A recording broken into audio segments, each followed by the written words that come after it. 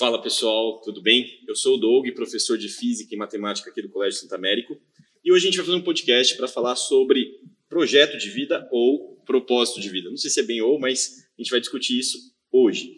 E aqui na mesa estão comigo o Diego Roif, ex-aluno do colégio, Isadora Fibra, a especialista e doutora na área Carol Shinoda, e mãe e ex-aluna do colégio, Wanda Bernardes. Todos vocês muito bem-vindos.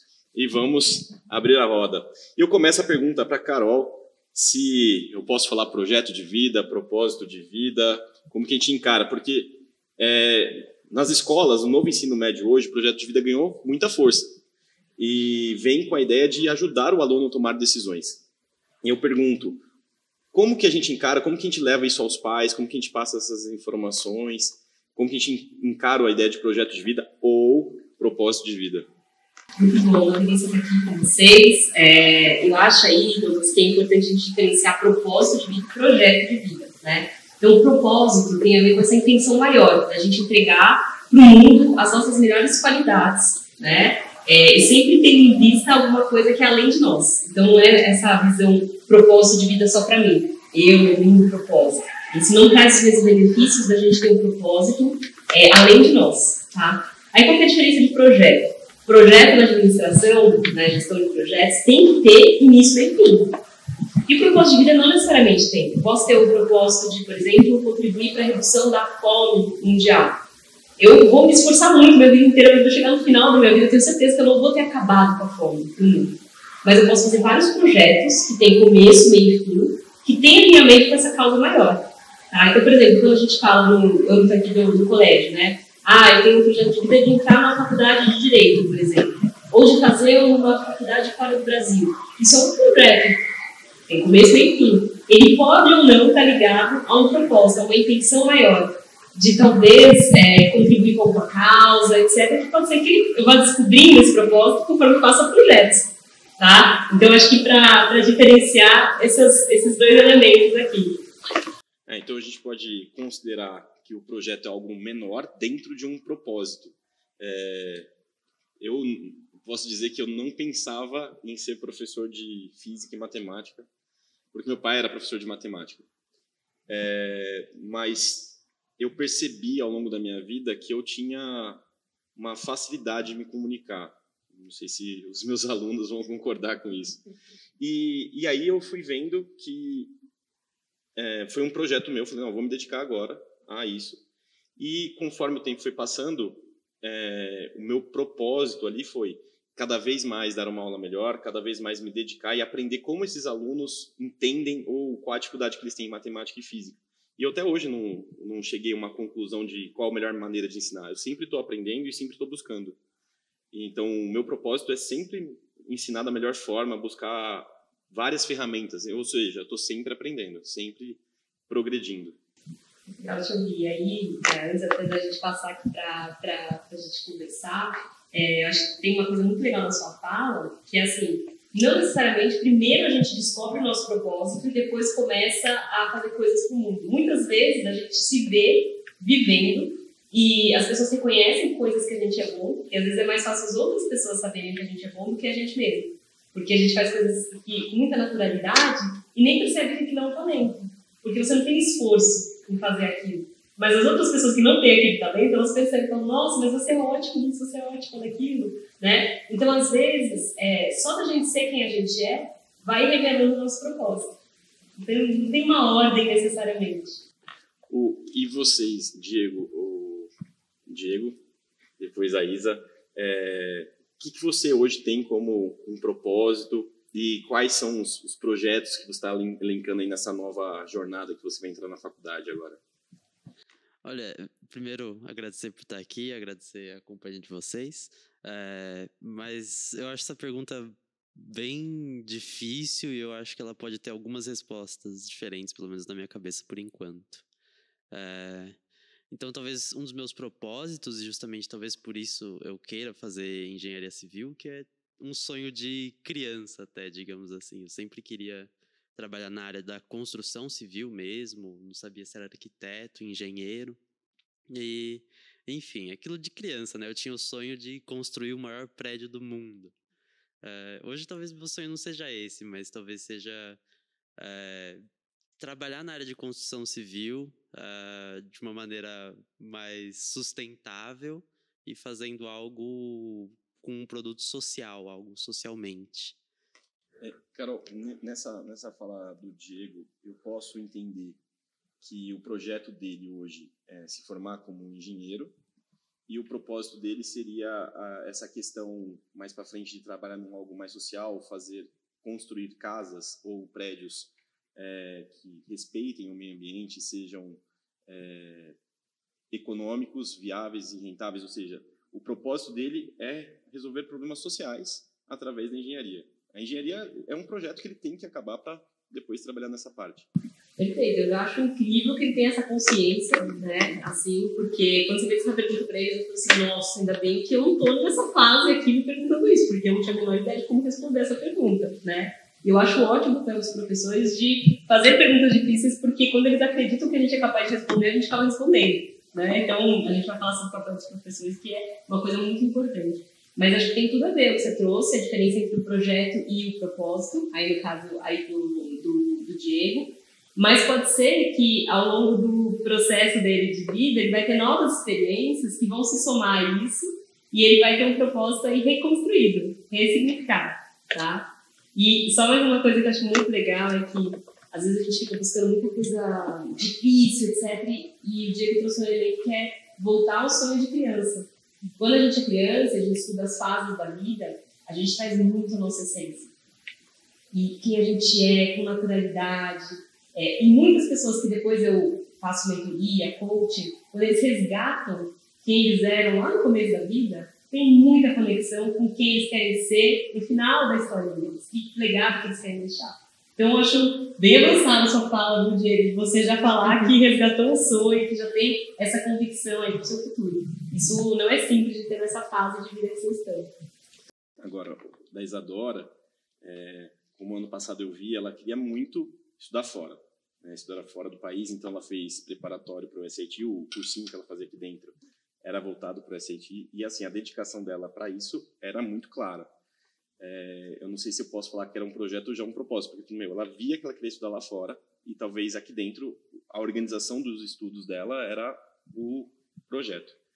E aí eu pergunto, né, e eu acho que entra numa parte interessante, que eu acho que vai vir com a resposta dela, que a gente pode ter um propósito, mas a gente vai ter reflexão sobre o que a gente vai fazer, talvez a gente tome um novo rumo. Eu pergunto para a Isa qual que é o seu projeto hoje, ou o seu propósito, na verdade, ou não, né? E seu propósito de vida. Eu acho muito engraçado falar de propósito, porque eu fui vendo isso acontecer na minha vida. Por exemplo, eu desde pequenininha eu queria fazer direito, as pessoas falavam, você adora falar, você gosta de perguntar, tá sempre perguntando as coisas, questionando as coisas, e eu ficava, até do que a Carol falou, né, de as pessoas externalizarem às vezes o que pode ser uma coisa para você. E eu ficava, legal, fazer direito, isso entrou na minha cabeça. Só que eu ainda não tinha isso conectado a nenhum projeto, nenhum propósito, né? Então, eu ainda estava meio perdida, eu ainda ficava, será que eu quero isso? E aí foi chegando a hora do vestibular, e aí eu acho que é a hora que todo mundo fica com medo de, vou escolher uma coisa que pode definir meu futuro, eu não sei se eu quero isso. E aí eu comecei a decidir que eu ia querer estudar fora, e aí eu comecei a conectar com o meu propósito, porque eu acho que até o modo como é a preparação para fora, de você ter que fazer muitas extracurriculares, ter que preparar realmente um currículo para mostrar para as universidades, ele começou a fazer eu ir muito atrás de várias coisas e eu começar a entender o que é, por exemplo, empreendedorismo, o que é, por exemplo, o mercado financeiro, para começar a fazer projetos nisso. E aí eu acho que foi aí que eu encontrei o meu propósito e que mudou muito a minha cabeça. Então, eu vi que não necessariamente eu queria fazer direito, mas que eu queria empreender em alguma coisa na minha vida para mudar as coisas pelo empreendedorismo. Então, meio que um jeito de solucionar os problemas que eu via no mundo, assim. E aí, tanto é que eu mudei um pouco o que eu queria, né, no final, queria administração, para estar mais ligado a essa parte do empreendedorismo ou economia. E aí, eu achei muito engraçado isso, porque no dia que eu fui me matricular, atualmente, né, eu estou fazendo isso, eu tinha passado em administração e direito. E aí, no dia que eu fui me matricular, eu parei para pensar e falei, acho que vai se alinhar o que eu quero na frente, né, não só o que eu quero fazer agora.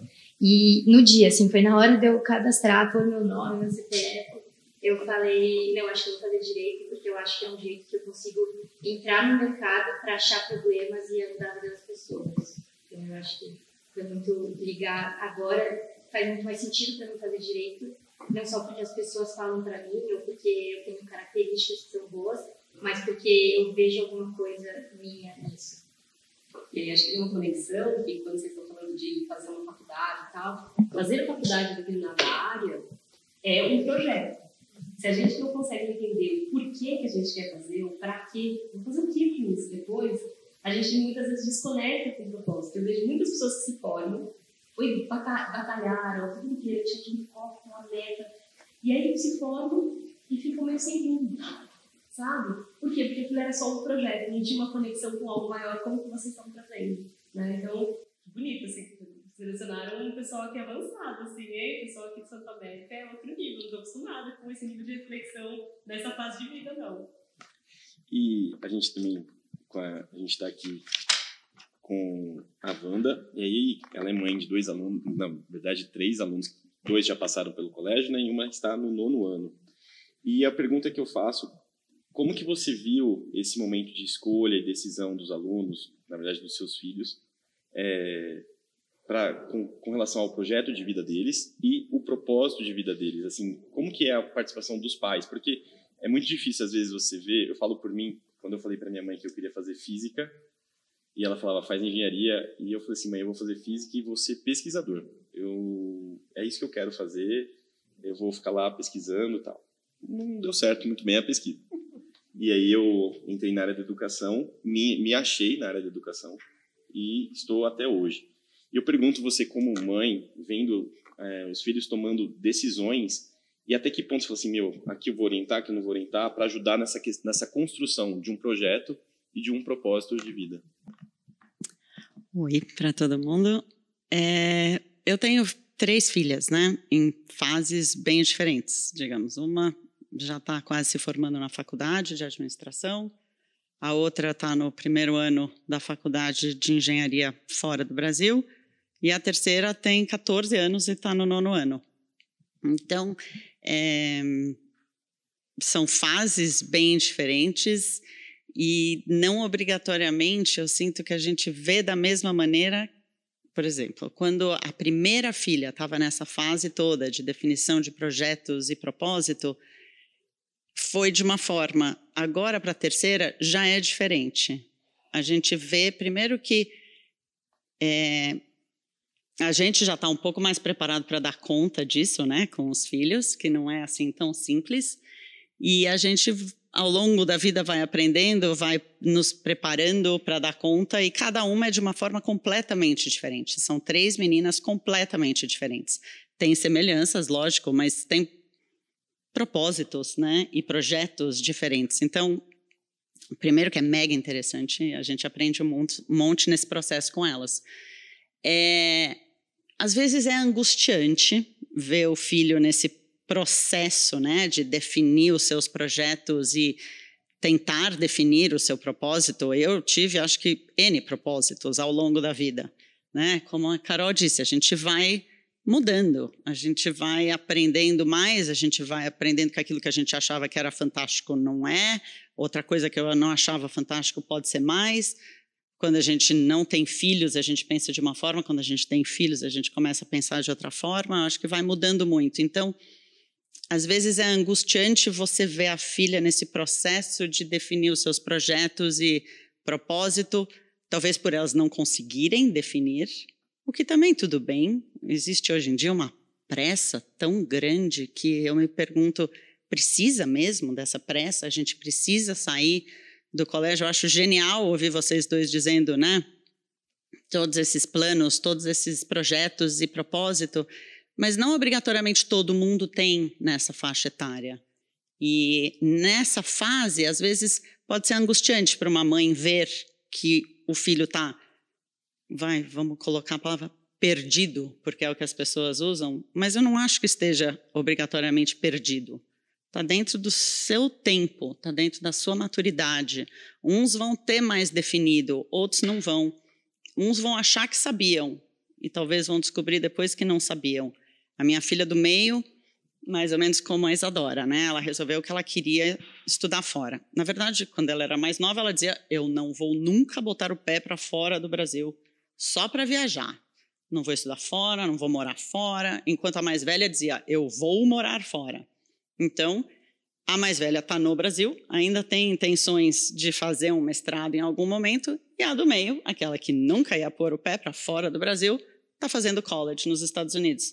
Então, você vê as mudanças ao longo da vida, ela pensou, chegou no ponto que a Isadora está agora, de ter os applications aceitos em algumas faculdades, mas já estar cursando a Mauá, e ela se perguntou, será que eu quero mesmo ir para fora? Eu estou gostando da Mauá, eu estou gostando de engenharia na Mauá. Será que eu quero ir? Nesses momentos é angustiante. E, por um lado, lindo você poder estar ali do lado e, sim, orientando, né? Um pouco naquilo que você me perguntou. Como é que orienta? Eu acho que o grande dilema é como é que orienta sem se meter demais, sem querer fazer que você faça, você filho, faça aquilo que eu acho que é o melhor nesse momento. Carol, assim, antes, você como especialista, quando eu escolhi física, eu lembro que minha mãe insistiu algumas vezes, não insistiu de uma maneira incisiva, mas falou assim, por que não fazer engenharia? E eu falei para ela que o meu sonho era ser pesquisador. E aí vinha a questão, acho que essa angústia da minha mãe, sabendo como é o Brasil, de falar assim, como que ele vai sobreviver? Então, minha ideia era viver pesquisando, estudando, e ela colocava assim, mas como que meu filho, porque ela não conhecia nenhum pesquisador que fazia isso, né? Então, ela falou, como que meu filho? Então, ela não fazia uma interferência do tipo, não, você direta. Não vai fazer, mas ela chegava e falava assim, filho, que tal engenharia, você pode trabalhar numa empresa, tal. Então, essa questão dessa angústia dos pais de falar ali, eu acho que ela vai existir sempre. E eu acho que essa interferência, ela é um momento da relação mesmo. Ela vai acontecer. Eu acho que ela é inevitável e, por outro lado, é bom que seja inevitável, que os pais mostrem a sua realidade. Você pode provocar, né? Você pode... Eu acho que o interferir de uma forma não incisiva e não mandando, né? A, B ou C, eu acho que fazer pesquisa você não vai sobreviver. Como é que você vai pagar suas contas? Né? Você vai dando uma de advogado diabo, vai provocando eles a pensar de uma outra forma, vai colocando dúvidas, né, naquilo que eles tinham tanta certeza. É uma certeza absoluta. Você vai provocando, será que é tão absoluta assim? E, de repente, você consegue ajudando, comendo pelas beiradas. Mas eu achei muito bonita na fala da Wanda aqui, que ela falou assim, é muito gostoso estar ao lado do filho, né? Assim, no caso das filhas, né? Tem pais e mães que não ficam ao lado, ficam à frente, em cima. É muito diferente a postura, né? Então, eu acho que sim, a gente escuta, né? Pesquisa, pais também e pessoas que estão nessa fase de vida. E eles relatam muito essa angústia de tipo, eu queria definir por ele ou por ela, né? E às vezes faz isso, porque essa sugestão é uma sugestão do tipo, eu acho que você deveria ir por aqui. Legal, pai, mãe. Aí quando a pessoa fala, mas eu gostaria de ir para outro lado, a expressão é quase como assim, eu vou deixar de te amar. Aí você fala, não, acho que é melhor eu fazer engenharia, direito, medicina, não sei o que estão esperando de mim, para eu continuar pertencendo a essa família. E às vezes é uma família que tem a família de médicos, a família de engenheiros. E aí você vai sair da família quase, né? Então existe essa pressão. Não é fácil. Tem um pesquisador chamado William Damon, da Universidade de Stanford, que ele escreve, né, sobre como pais e professores podem ajudar os jovens nessa escolha dos seus projetos e propósitos de vida. E uma das coisas que ele traz é a importância de, primeiro, estimular os sparks, são essas faíscas, né? Assim, chama. Faíscas desde pequeno, né? Ele fala assim, mamãe gosta de arte. Não, arte não, que não dá dinheiro, pelo amor de Deus. Vamos gostar de Lego, aqui fazer engenharia, que não dá dinheiro. Isso é natural, porque os pais têm amor. E o amor dá uma atrapalhada, às vezes, nas coisas. Ajuda em muita coisa, mas atrapalha, né? Só que a gente vê hoje, quando a gente estuda carreiras modernas, tem muitas profissões que nem existem que a gente está criando. E quando a gente tem força, no sentido de eu tenho paixão por isso, eu sou bom nisso, a gente cria formas. Então eu posso ser uma artista fenomenal, que inclusive ganham financeiramente, tem retorno financeiro, tudo, versus, de repente, eu ser uma engenheira mediana, infeliz, e que depois eu vou largar essa carreira e fazer outra coisa. Né? O que eu mais vejo nos processos de coaching, etc., são pessoas que muitas vezes foram influenciadas pelos pais de forma bastante incisiva, não foi assim ao lado, não foi do tipo, você vai fazer isso, tá? E aí depois dá um jeito de voltar. Então, por exemplo, eu queria fazer psicologia. Minha mãe, que é psicóloga, falou, não, filha, eu sei como é isso, pelo amor de Deus, não faça psicologia. E lá fui eu fazer exato, na época do colégio que eu fazia, etc., tinha essa divisão. E aí quase fui para engenharia, ia ser tenebroso, se eu não tivesse uma pessoa na minha frente ali, que eu vi os cadernos e falei, nossa, isso não é meu mundo, eu teria feito engenharia. Fiz administração. E aí depois, anos depois do mestrado, descobri minha paixão por pessoas. Quando eu fui ser monitora acadêmica no MBA de RH. E eu fui fazer uma formação em coaching, etc. E agora eu trabalho com projetos de vida. Né? Então, de um jeito de ser o mais psicólogo possível dentro daquilo que eu podia. Né? A minha irmã foi o mesmo percurso. Então, assim, acho que assim, os pais têm que fazer aquilo que eles podem melhor fazer. Né? Então, é entregar o amor, é entregar esse olhar, que os pais enxergam coisas que às vezes a gente que está ali não está vendo sobre nós. Mas também tentar ao máximo respeitar o processo de escolha que é do outro. Ele ou ela, né, o filho, a filha, é um outro ser humano. E isso é muito difícil, eu imagino aí, né? Mas nos estudos que a gente vê, essa é uma dificuldade geral dos pais. E o amor acaba, às vezes, trazendo a gente para ser interferir mais fortemente do que a gente gostaria ou deveria, né? A chance de que a gente vai errar é 120%. A gente vai errar, isso é uma única certeza que você pode ter, né? Mas como diz a minha terapeuta, a gente vai errar, mas fique tranquila porque você errou por excesso de amor. Não foi por falta dele. Eu vou ser, os dois não sabem, eu vou ser pai de uma menininha. Ai, parabéns. E quando você coloca essa questão do pai interferir, aí já me perguntaram o que você quer que sua filha seja. E a resposta que eu dei como professor, ela tem que escolher o que ela quer. Na minha cabeça, médica.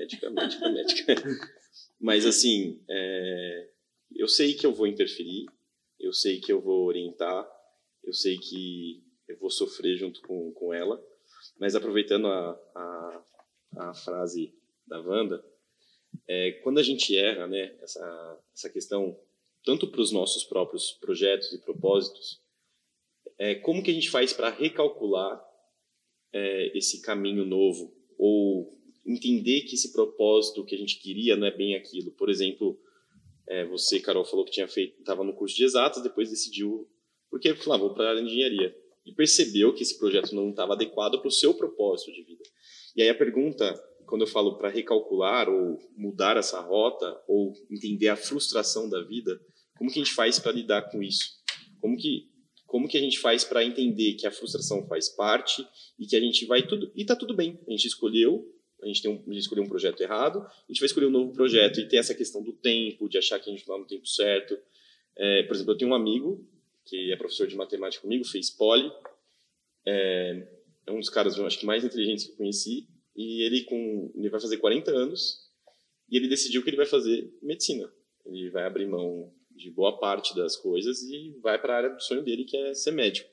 Aí eu pergunto, ele está sendo usado. Quer dizer, ele está sendo usado para a nossa maneira de enxergar o mundo, né? A gente enxerga o mundo como se fosse, agora você está na época de fazer isso, agora você está na época de fazer isso. Tirando essa visão, deixando uma coisa mais simples, sem julgamento, ele está, de fato, tomando uma atitude pensando na vida dele. Não, eu quero ser médico, vou mudar, aos 40 anos ele vai prestar medicina. E aí a pergunta é como recalcular, como lidar com essa frustração, com as possíveis frustrações? Eu acho que tem muita coisa que a gente está fazendo aqui, de elementos comuns aqui, que tem a ver com consciência. Conforme a gente vai se tornando consciente do que faz sentido pra gente e das mudanças tão necessárias, isso assim, você sente dentro de você, assim, a sua alma gritando, assim, do tipo, não vai por aqui, não vai por aqui. E às vezes é um caminho tão certo. E aí a gente fala, mas eu mudei, mas eu não sou mais aquela pessoa, mas eu não tenho mais esse desejo. Então, eu acho que é uma questão que é primeiro se ouvir, ser verdadeiro com você, porque existe o sucesso subjetivo e o sucesso objetivo. O sucesso objetivo é aquilo que o mundo espera de nós, nossos pais, a sociedade, etc., que é a medicina, etc., né? Assim, se sustentar financeiramente, etc. E tem o sucesso subjetivo, que é o interno, aquilo que faz sentido para mim. Às vezes, as duas coisas estão juntas, você encontra uma carreira que é as duas coisas.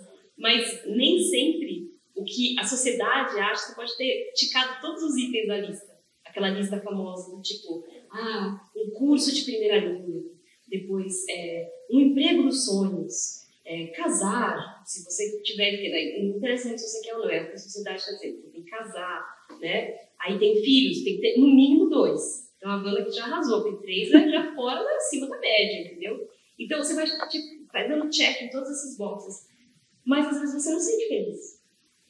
E tem uma outra pessoa, você tem um irmão, um primo, etc., que não tem nenhuma caixinha de check, mas está numa felicidade, porque está sendo honesto com quem se é. Né? Então acho que tem uma questão de consciência. E tem outra coisa que é, quando a gente estuda propósito de vida, fica muito clara, que é assim, geralmente os propósitos nascem de um lugar de dor. Não é de um lugar tranquilo, gostosinho, eu amo, eu sou boa nisso. Isso aí são elementos que compõem como você vai entregar, mas é o meio. Assim, o fim, a finalidade que você quer entregar tem muito a ver com alguma coisa que você viveu, que você sofreu, que foi difícil pra caramba, você conseguiu levantar daquele buraco, construiu forças que ninguém tira de você e agora você tem a empatia de querer oferecer para outras pessoas a oportunidade de não viver aquela dor que você viveu. Então, esses erros da vida, muitas vezes, são as maiores oportunidades para a gente se transformar. Aquela história da pérola, que se não entrasse aquela areinha lá incômoda, ela nunca geraria aquele valor, né, da pérola. E, então, assim, acho que a gente tem que entender esses erros como parte inerente da vida. E hoje a gente tem essa pressão pela felicidade, né? A gente está feliz o tempo todo. Então, eu tô ali assistindo Netflix com meu marido, ele levanta, eu já pego o celular e começo a ver se tem alguma coisa interessante no Instagram. Eu preciso daquele alimento o tempo inteiro para ser feliz. Não posso lidar com aquela angústia de, nossa, puxa, sábado à noite, eu tô aqui sentada no sofá, assistindo uma série, eu queria estar fazendo outra coisa. Viva essa angústia, faz parte, isso é humano. E a gente quer preencher todos os espaços e essa ansiedade. Eu acho que se a gente passa a entender que as dores, os sofrimentos, as angústias, o não saber é parte da vida, fica mais tranquilo passar por esse processo, sabe? Tipo, hoje eu só estou num dia bom, num dia ruim, ou eu só estou num momento de vida difícil. Eu estou enfrentando uma dificuldade de tomar essa decisão, e isso é natural, sabe? Acho que isso fica um pouco mais leve de viver, assim. Fibra, como foi para você tomar a decisão para escolher qual faculdade? Como que foi esse momento? Se você sentiu essas dificuldades, esse medo, porque, por exemplo, você tinha administração, direito e economia. Como que foi você tomar a decisão? E essa decisão, como você falou, tinha uma influência externa da questão da característica que o pessoal acreditar em que você vai se dar bem em direito. Mas como que foi para você falar, não, agora eu decidi? Quanto foi da sua angústia? Como que foi esse período para você? Eu acho que muito melhor no curso que eu escolhi, mas onde eu queria fazer. Porque eu acho que por muito tempo eu vou ter aquela pressão de qual o conhecimento que os outros vão dar para mim. Então, eu queria prestar a faculdade de casa em Harvard. Eu queria, e eles não era muito o que eu queria para mim, mas mais para tipo, as pessoas falarem, nossa, eu entrei em Harvard, algo assim. E aí, por exemplo, aí quando eu fui pensar em direito também, não, eu entrei em São Francisco. Eu falei, mas eu não quero fazer em São Francisco, eu não quero fazer GV. Por exemplo, eu encontrei o INSPER, que tem ligado com empreendedorismo, que era o que eu queria fazer, mas as pessoas vão ficar um curso novo, uma faculdade privada. Talvez eu ficava muito preocupada no quanto as pessoas vão me dar mérito por alguma coisa. E eu acho que quando eu comecei a me preocupar mais em onde eu queria estar, em onde eu queria que as pessoas vissem que eu estava, eu comecei a ficar muito mais feliz com tudo que eu estava fazendo. E aí eu acho que do curso, eu acho que foi mais uma decisão meio que pensando no meu propósito também. Então, quando eu ia estudar fora, eu comecei a fazer as atividades extracurriculares e eu comecei a pensar em empreendedorismo. Eu tive uma liga de empreendedorismo para a escola de ensino médio. E eu acabei fazendo uma parceria com o INSPER e lá a gente aprendeu um pouquinho sobre se você quer empreender, você ter alguma área onde você conhece muito para fazer aquilo. E aí que o direito começou a voltar para mim, porque eu ficava pensando, talvez se eu fizer administração, é algo que talvez eu não tenha uma carreira específica ou uma área específica específico em que eu tenho um domínio para achar algum problema lá e resolver alguma coisa lá. Então, por exemplo, no direito, eu já comecei a pensar, então, democratizar acesso a leis, ou até a hierarquia de punição, essas coisas. Então, talvez eu escolhi o curso mais como o começo, né, como um projeto para o meu propósito de achar, começar a achar problemas em algo específico, para assim entender e impactar as pessoas. Eu adorei a sua resposta, porque você tocou num ponto que eu nem tinha pensado, mas pensando no seu desempenho acadêmico aqui no colégio, todo o seu período, imaginar a pressão que você sofreu por alguém falar por que ela não faz Sanfran, né? Por que ela não faz pública, por que ela não faz faculdade XYZ, e você bater de frente e colocar sua felicidade em primeiro lugar e entender que o INSPER é o lugar que está condizente ao seu propósito, ao seu projeto imediato, eu acho que isso é a primeira grande lição, porque você realmente colocou, eu imagino que foi angustiante essa parte no início, falou, não, eu quero isso, e o que os outros estão falando, você pegou, não que você menosprezou, mas você descartou porque falou, isso não é para mim, eu achei muito legal. E de fato, você escolheu direito, é visível que você tem o início do seu projeto. Talvez lá na frente, como você vai virar uma empreendedora, ali seja só o pontapé inicial. Mas eu gostei bastante da sua resposta. Agora, o Diego é um menino que fazia tudo no colégio. De humanas, biológicas, exatas, música, tudo. E eu queria saber, assim, como em nenhum momento você pensou em mudar de engenharia, porque as suas habilidades nas outras áreas chamavam a atenção, né? Era incrível. Então eu fico perguntando assim, em algum momento você perguntou se era realmente engenharia? Se você falou, pô, será que é isso mesmo que eu quero fazer? Será que aquele meu sonho de criança é realmente o meu propósito de vida? É estar ali nesse mundo, nesse universo? Bom, então, sim, eu passei por esse momento de dúvida e, né, pasmem, aparentemente, eu pensei em fazer letras, porque eu gosto muito de escrever, de ler, mas em alguns momentos eu fiquei muito nessa dúvida, e foi realmente difícil, eu acho, escolher, mesmo quando eu já estava prestando vestibular, eu passei por alguns momentos de dúvida, de tipo, será que é isso?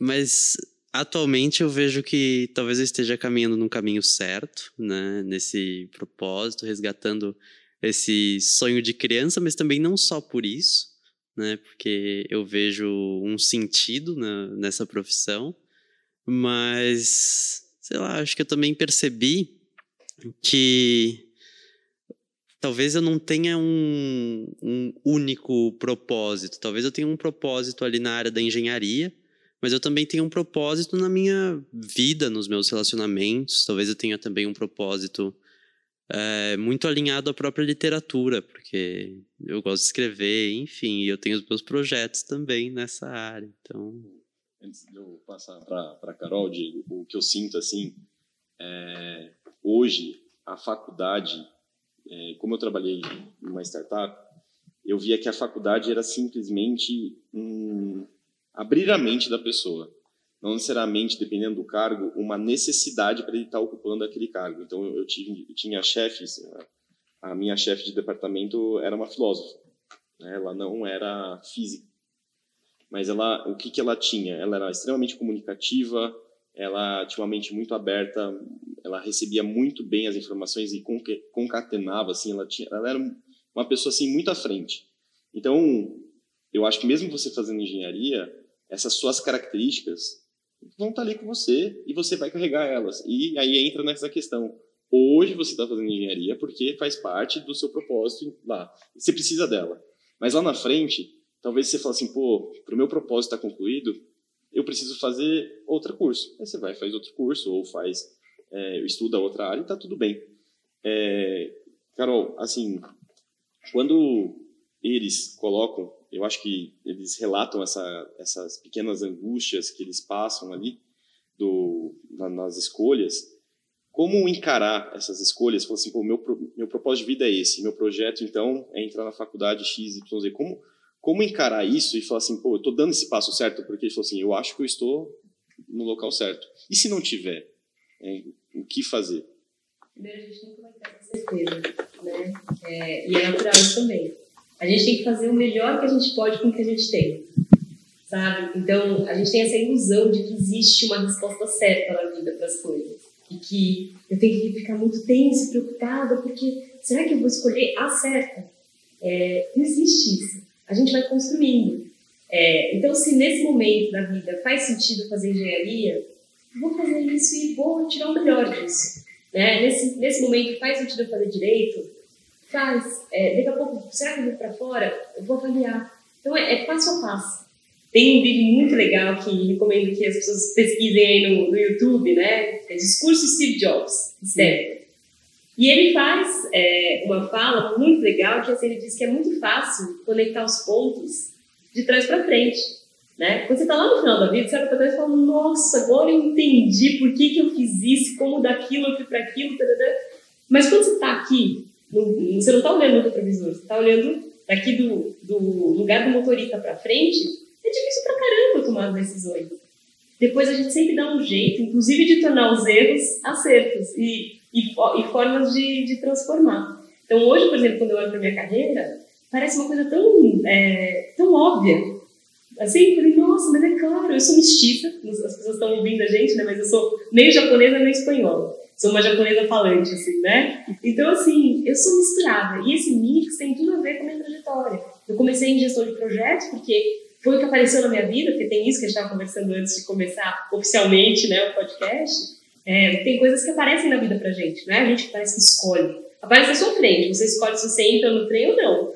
Mas ele que passa, né? E aí, a gente vai combinando essas escolhas, caso a caso, a partir do que faz sentido. E eu comecei em gestão de projetos, depois me apaixonei por gestão de pessoas, e depois integrei as duas coisas. Trabalho sim com projetos, mas projetos de vida, né? Então, hoje faz muito sentido. Daqui a 10 anos a gente vai se encontrar, espero eu, e aí a gente vai falar, nossa, mas agora, Carol, você se tornou mãe, e aí disso você resolveu ajudar pais e professores, não sei o quê. Vai se transformar, como cada um de nós já está se transformando, né? Fico imaginando aqui para a Wanda quantas vezes o seu propósito se transformou ao longo do tempo. Muitas. Muitas vezes. Quando eu estava, né, no colégio, não sei nem te dizer se eu tinha um grandíssimo propósito. Talvez fosse só um projeto que eu achava na época que era um propósito, né? Na minha época, né? Você se inscrevia para o vestibular, você preenchia à mão a folhinha e mandava pelo correio. Você levava até o correio para se inscrever para a FUVEST. Eu, assim, no dia, não era o prazo final. 2 dias antes que eu me coloquei como prazo final, eu não sabia se eu ia fazer direito ou arquitetura. Completamente na dúvida, achando que estava arrasando naquela escolha, que uma coisa tinha tudo a ver com a outra. Então, assim, não sei te dizer se nessa época eu conseguia, com a clareza que vocês têm, esse propósito. Quando eu ouvi vocês falando, eu falei, Senhor, eu acho que eu nessa idade não teria dito isso de jeito nenhum. Então, né, fazer a faculdade, eu tinha talvez por um momento, meu propósito era estudar fora, depois era ter filhos, depois era, né, e vai mudando demais. Mas eu acho que a grande virada do propósito é quando você tem filhos. Foi pelo menos para mim. Muda o teu jeito de ver as coisas. Assim, não sou mais só eu, né? Eu sou responsável, eu e meu marido juntos passamos a ser responsáveis por uma, depois 2, depois 3 vidas, né? Seres humanos. Fazer com que elas sejam boas pessoas, felizes acima de tudo, que conquistem os sonhos, né? Então a gente começa a batalhar, não por nós, né? Você passa a batalhar não só por você, mas principalmente pelos seus filhos. Então, os propósitos vão mudando e os projetos, obviamente, consequentemente, também, à medida que mudam os propósitos. E, Carol, assim, pensando nessa parte de olhar para frente, essa parte do propósito, a gente pode aplicar para as faixas etárias mais baixas, assim, lá para as criancinhas, do EFI, do Educação Infantil, porque, assim, como o Steve Jobs falou, olhar para o passado e ver a ligação dos pontos é muito fácil. Mas agora, pensando numa criança aqui no colégio, vai indo, tem como a gente já trabalhar essa questão do propósito com eles? E em que nível, se dá para falar nessa questão do nível, como que faria essa parte? Com certeza. É claro que a gente não pode falar em propósito uma faixa de até os 7 anos de idade. Então, vamos fazer entrevista aqui. 7 anos, né? Qual o seu propósito? Nossa, too much, né? Mas, o que é muito importante? Por exemplo, quando a gente estuda as fases da vida, tem uma relação muito grande, como a gente estava falando, com a nossa essência, né? com esse período inicial. E aí é muito importante o papel de pais e professores em estimular esses sparks, essas faíscas. A paixão por dinossauros, uma pessoa que eu conheci depois, um grande perfumista numa empresa internacional de perfumes, e ele falou que quando ele era pequeno ele gostava de pegar um monte de folha e misturar com flores e tal, e ficar cheirando e vendo a mistura que ele fazia. E um pai e uma mãe podiam falar, para menino, para essa sujeirada e tal, mas não, estimulavam, e isso depois se transforma. Então, dentro dessa primeira fase, a gente começa a perceber aptidões, talentos, paixões, gostos, né? E, então, essa é uma fase muito importante. Depois, a gente percebeu aqui, no relato do Diego e da Isa, a importância da experimentação.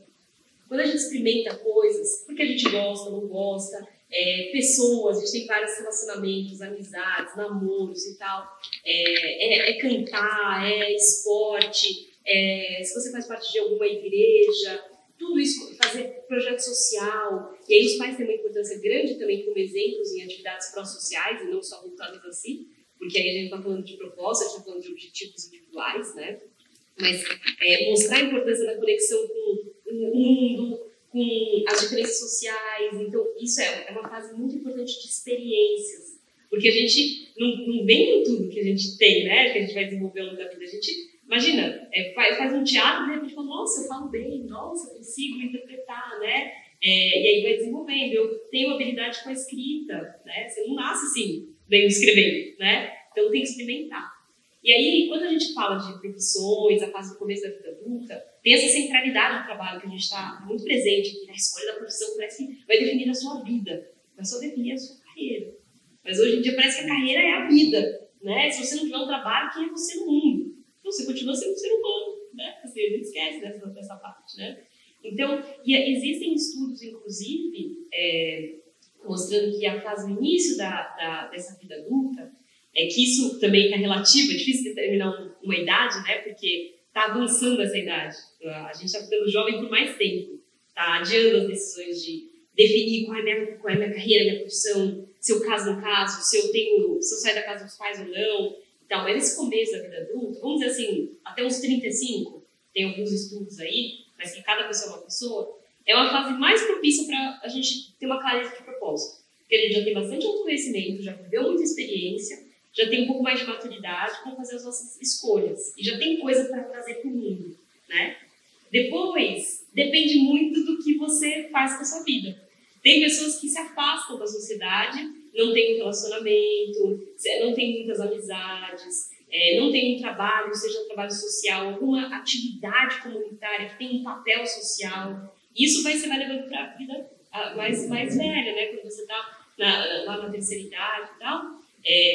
Tem pessoas que muitas vezes caem, no geral, caem no seu propósito de vida. Isso estudos assim, ocidentais, né? Porque é diferente um senhor no Japão e um senhor aqui no Brasil, né? É diferente culturalmente, né? Nem sempre as avós, os avós são colocados ali no centro da mesa como vamos ouvir a experiência. Às vezes é tipo, chama a avó para colocar aqui. Então, isso atrapalha muito nessa fase da vida, a gente continua tendo propósito. Porque propósito é o quê? A gente trazer o que a gente tem de melhor para o mundo. Se a gente começa a perceber que a gente não está trazendo mais o melhor, então isso também decai, né? Então tem um papel nosso como sociedade, em todas as fases da vida, de a gente se ajudar a identificar o que cada um tem de bom. Não é óbvio, né? Você às vezes vê uma amiga assim, e fala, cara, você é bom pra caramba nisso. Sério? Você viu um texto, você escreveu, cara, foi incrível, né? Assim, você fala bem pra caramba, e você tipo, nossa, sério, gente, isso é normal. Normal pra você, que é a Isa, né? Entende? Então, acho que a gente tem um papel como pessoas de ajudar uns aos outros a descobrir o que a gente tem de melhor e de sensibilizar para as necessidades do mundo. Porque aí, quando tem esse encontro, a gente atua com base na nossa proposta. Bom, eles dois E assim, era incrível ela falando e dominando aquela...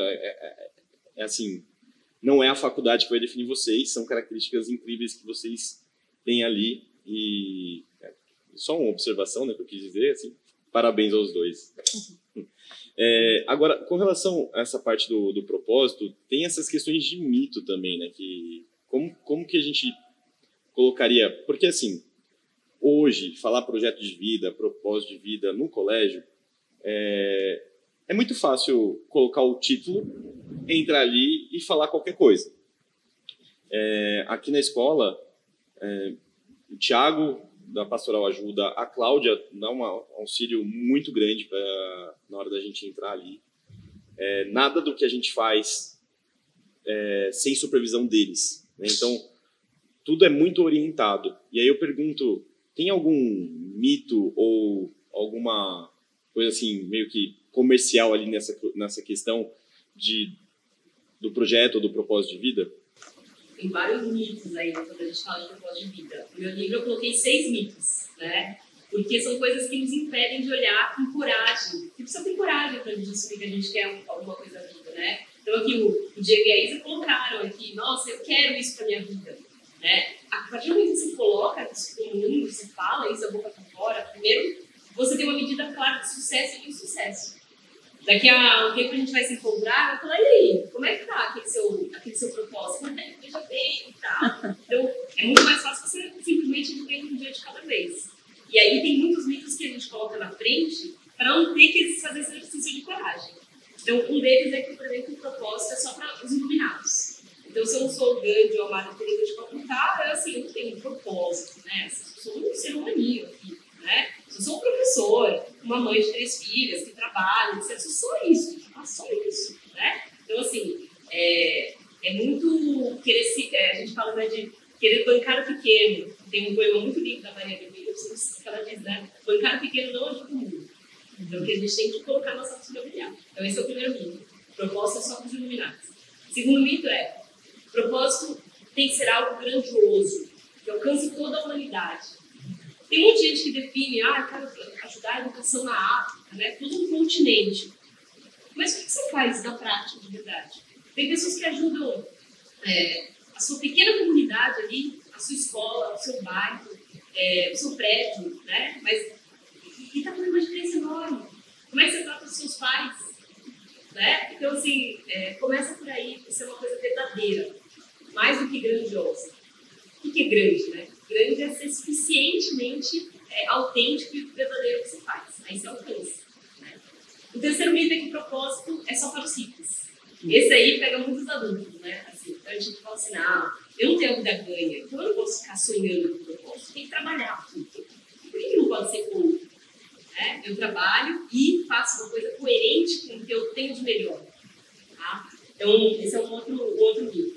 Tem um outro mito que tem a ver com a gente entender que o propósito de vida é a solução para todos os nossos problemas. Então, eles falam, o dia que eu descobri o meu propósito, eu estou bem. Aqui cada um tem uma clareza, a gente já percebeu do seu propósito. Então, tranquilo? Então, nada. Então, não luta, porque faz parte, a gente tem uma intenção maior, mas a gente tem que trabalhar todos os dias para aquilo ser realidade. Tá? Então, não existe o cume da montanha, aquele lugar sagrado ali que você chega e fala, agora eu já sei o meu propósito. A gente nunca tem essa serenidade eterna. Né? Tem um outro mito que o propósito é único para toda a vida. Então, a gente acha que a gente descobriu ele, você guarda, bem guardadinho, porque ele não pode mudar. E se ele mudar, aquilo lá não era verdadeiro, sabe? Isso não é real. Conforme a gente se transforma, como a gente percebeu aqui, o nosso propósito também se transforma, né? E tem um outro mito que eu acho que é importante a gente trazer, que é que o propósito é somente algo voltado ao sucesso individual. Então, qual é o meu propósito? O que eu vou fazer com o meu sucesso? Isso não se sustenta. Tem pesquisas mostrando que quando você tem um objetivo somente voltado para você, sem se importar com qualquer outra pessoa, o seu nível de felicidade é menor e menos duradouro do que se você tem uma intenção voltada para alguém além de si. Fizeram até um estudo nos Estados Unidos que davam assim, $20 para você ir e comprar um presente para você no shopping. Media o seu nível de felicidade antes e depois do presente. Claro que você ficava mais feliz, né? Mas isso durava pouco e o incremento era pequeno.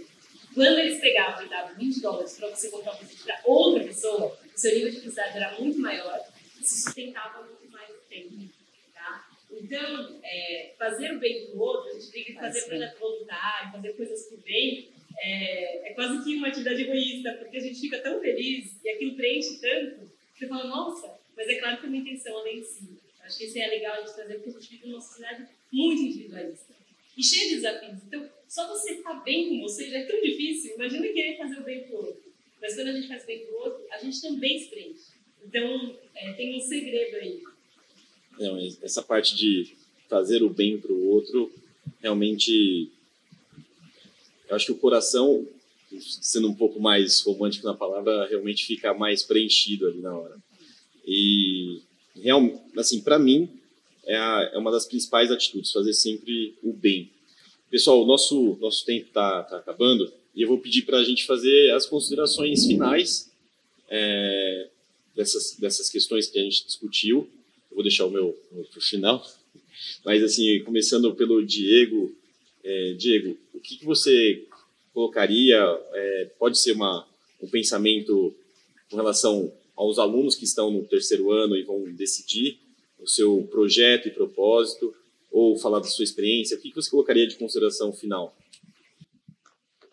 Então, eu acho que talvez pensar que a gente não precisa também se cobrar por não ter um projeto de vida, não ter um propósito ainda.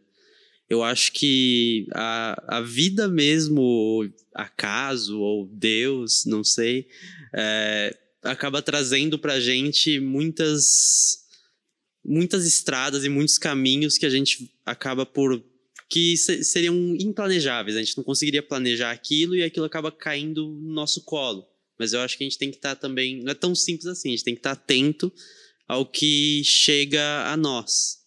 E que... Só mais um comentário breve. Que justamente nessa busca por um propósito...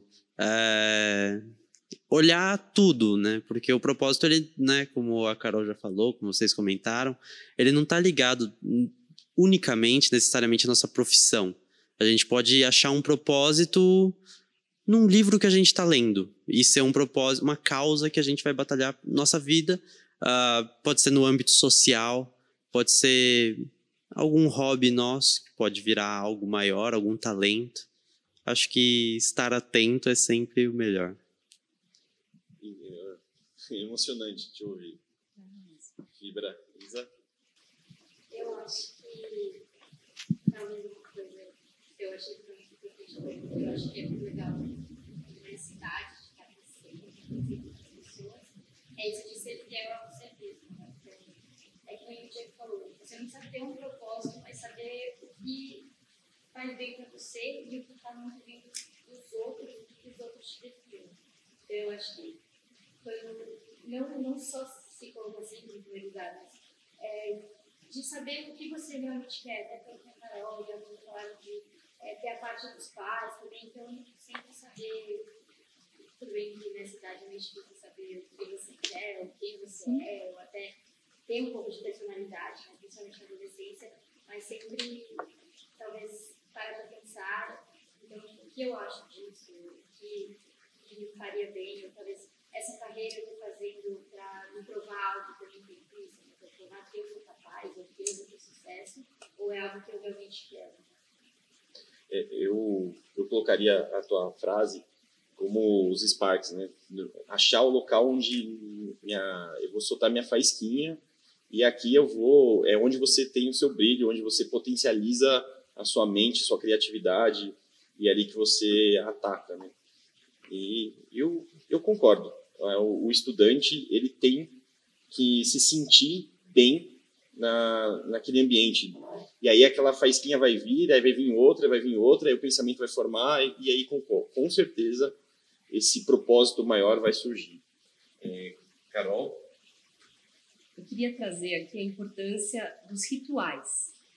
Rituais na nossa vida para a gente conseguir tirar a cabeça de dentro d'água, dessa loucura que a gente vive, que a gente está sempre lá, dando braçada. E muitos de nós só respira assim no final do ano, quando vai fazer os votos de ano novo, né? Você fala, nossa, o que eu quero pro ano que vem? Aí você respira volta a cabeça dentro da água de novo, e dali 1 mês, no máximo 2, você já esqueceu. E aí, essa consciência que a gente está vendo aqui tão presente, nem sempre vem naturalmente. Tem pessoas que são naturalmente reflexivas, mas muitos de nós acabamos sendo engolidos no dia a dia. Então, os rituais de autocuidado podem ser desde, por exemplo, você ter um dia na semana que você para e planeja o que você quer que aconteça na sua agenda, na sua vida, porque agenda é vida. Quem trabalha aí, os pais que estão nos ouvindo, professores, assim, o que acontece na sua agenda é o que você está fazendo com a sua vida, né? Então, quanto que a gente planeja isso ou simplesmente deixa a vida acontecer? Quanto que a gente tem rituais de autocuidado, como, por exemplo, terapia? Eu ficar, não, terapia não é para mim, por que não? Né? É um momento semanal de você parar e olhar para você e analisar o que você está fazendo na sua vida. Pode ser, às vezes, no final do dia, conversar com o pai, com a mãe, com o namorado, namorada, parceiro, parceira. Você fala, e aí, amor, como foi seu dia? E aí você fala, nossa, eu nem sei, deixa eu pensar aqui. Né? Tá fazendo sentido? Então, tem aqueles momentos que já estão pré-definidos na sua rotina, para você não ter que fazer um esforço, só quando você está sofrendo muito, falando, nossa, minha vida não está fazendo sentido. Se a gente não tem rituais de autocuidado, é muito fácil a gente se distanciar de quem a gente é. Se você desvia 5 graus, aí, né, o pessoal que vai dizer melhor que eu, né, Diego, se desvia 5 graus para a direita, daqui a um tempo você está muito longe do seu plano inicial. Tá? Então, se a gente não olha e fala, opa, recalcular a rota, dói muito quando a gente se vê na rota errada. Então, eu diria para as pessoas trazerem um pouquinho mais de rituais de autocuidado no seu dia a dia. Bom, como mãe, né, que é o meu papel aqui nessa conversa, a minha visão de mãe, eu sou um pouco o que o Diego falou. Tem gente que vai ter o seu propósito definido mais cedo, tem gente que não, e tá tudo bem, vai dar tudo certo, uma hora vocês vão se encaixar, mas sim, tá sempre aberto a ouvir os outros, a ver oportunidades, a talvez aceitar um caminho que não era aquele, aceitar até você mesmo se deixar seguir um caminho que talvez não fosse aquele que você tinha planejado, mas você sentiu lá dentro que, ops, é que talvez seja mais legal, deixa eu ouvir meu sexto sentido, meu coração. E uma coisa que eu queria também dizer, considerando que estamos num colégio, da importância de professores nesse processo. Tanto quanto, eu acho até que é tanto quanto os pais e a família, os irmãos, também têm um papel nisso tudo. Os professores têm um papel super importante para esses sparks, né? Até para descobrir o que você não gosta, e aí já é um bom começo você tirar o que você não gosta da frente. Mas, sei lá, as minhas filhas têm pai e mãe advogado, né? Difícil a gente dar sparks da física, por exemplo, e eu tenho uma filha apaixonada por física. Talvez já tivesse dentro do chip dela, em algum lugar, talvez tenham sido professores. Eu sei que você foi uns sparks para dar essas paixões. Então tem os professores, os orientadores, né? A Cláudia, o Thiago, tem um papel mega importante nisso tudo que a gente falou muito aqui, né, da mãe, do aluno, do profissional, mas os professores têm um papel super importante. Obrigado, emocionante. Para fechar, eu colocaria assim, que você estudante, ou qualquer pessoa que esteja nos ouvindo, sempre procure aquilo que vai fazer sua lanterninha, a sua lâmpada brilhar. E quando ela brilhar, é o que eu falo muito para o meu aluno, a física vai passar. A física é só uma ferramenta para aguçar a sua criatividade, a sua comunicação, o seu lado crítico, o seu lado colaborativo. Foi um prazer assim, inenarrável. Muito obrigado e até logo, até o próximo. Tchau, pessoal.